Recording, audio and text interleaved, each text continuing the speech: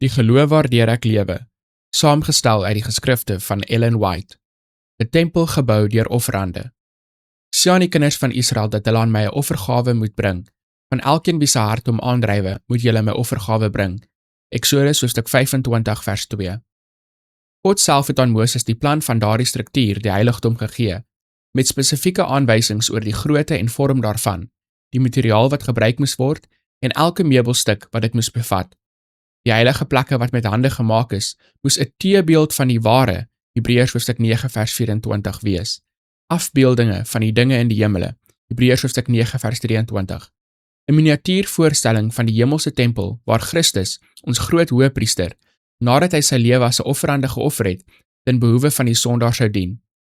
Vir die bou van die heiligdom was groot en duur voorbereidings nodig. Groot hoeveelheid van die kosbaarste en duurste materiaal was nodig. Tog het die Here slegs vrywillige offerandes aanvaar.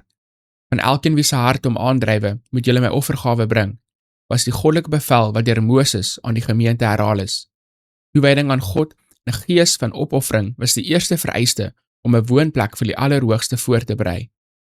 Die hele volk het eenparig gereageer, en elkeen wie sy hart hom opgewek en elkeen wie sy gees hom aangedryf het gekom. Hulle het die offergawe van die Here gebring vir die werk aan die tent van die samekoms en vir sy hele bediening en vir die heilige klere. Die manne het met die vroue gekom, elkeen wat gewillig van hart was. Hulle het gespes en ringe en vingerringe en halssierade, allerhande goue goed gebring, en elkeen wat 'n offer van goud aan die Here gewy het. Eksodus hoofstuk 35 vers 21 en 22. Die volk, oud en jong, mans, vroue en kinders, het aangehou om hulle offergawes te bring, totdat diegene wat in beheer van die werk was, gevind het dat hulle genoeg gehad het, en selfs meer as wat gebruik kon word. Almal wat die aanbidding van God liefhet en die seën van sy heilige teenwoordigheid waardeer, sal dieselfde gees van opoffering openbaar, deur 'n huis voor te berei waar hulle kan ontmoet. As daar ooit 'n tyd was wanneer offers gebring moet word, is dit nou.